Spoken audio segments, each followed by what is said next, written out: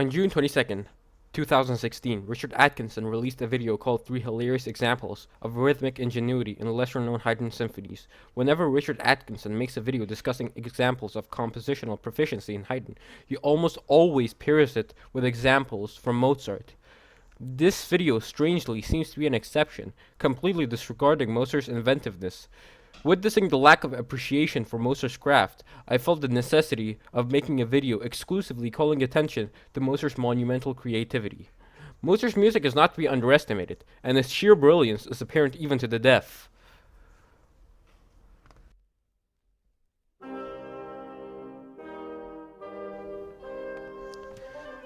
The first example is from the opening section of the K388 Serenade for the Winds in C minor.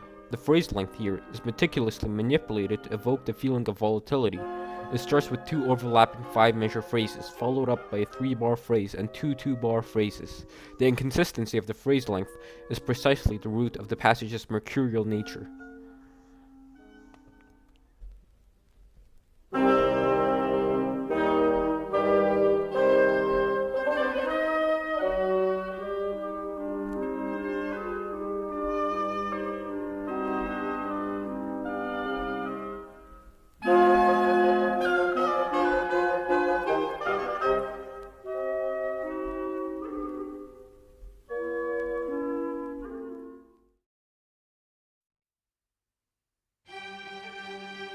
The second example is from a very early symphony, K183, showing that Mozart's innovativeness is not just limited to his late style.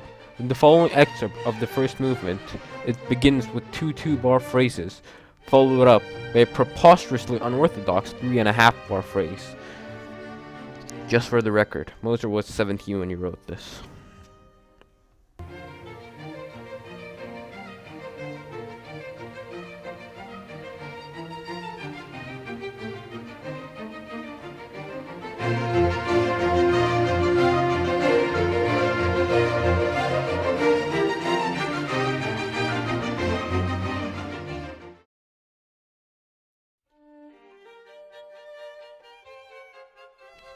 The third example is from the second movement of Mozart's masterful G minor string quintet.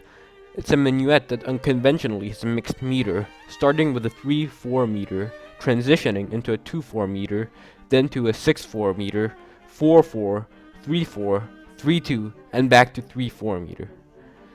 When the meter changes so rapidly, it makes it impossible to anticipate the downbeats, making the movement feel brutally unstable and capricious.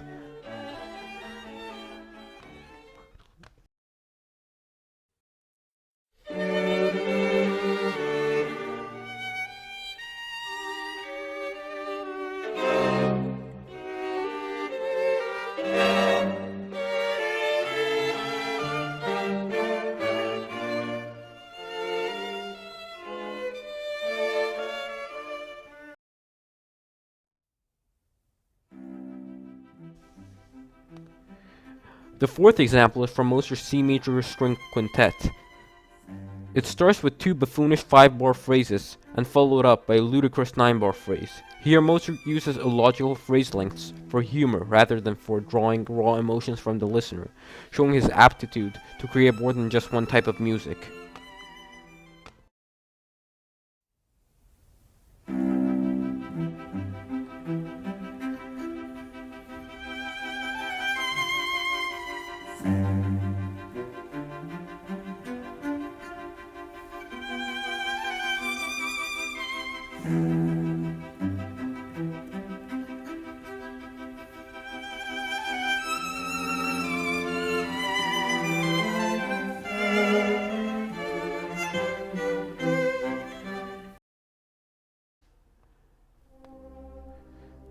And for bonus, the fifth example is from the second movement of the Jeune Piano Concerto.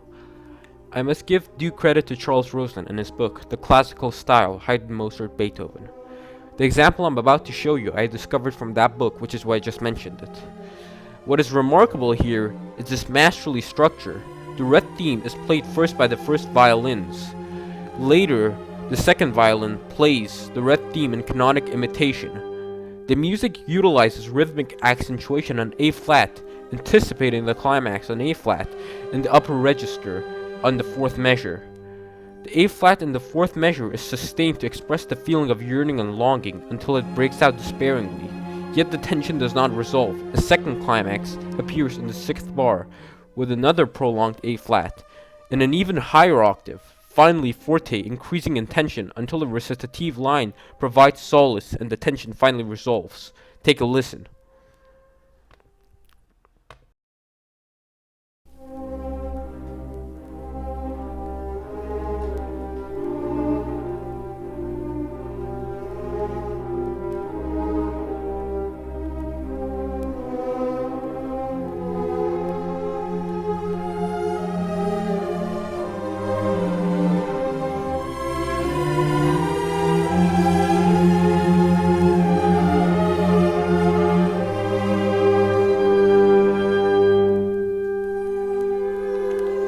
Some might convince themselves that Mozart is simply no more interesting than a porcelain decoration. Some might convince themselves that Mozart is simply a barrage of crowd-pleasing musical cliches, like a pop song. But to do that, they first need to ignore his best works.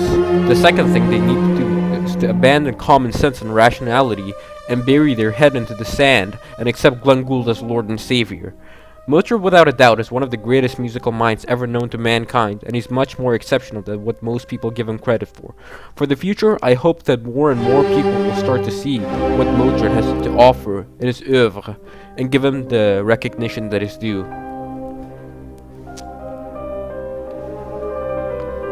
If you like this video, subscribe to see more of this awesome content, and also like and share.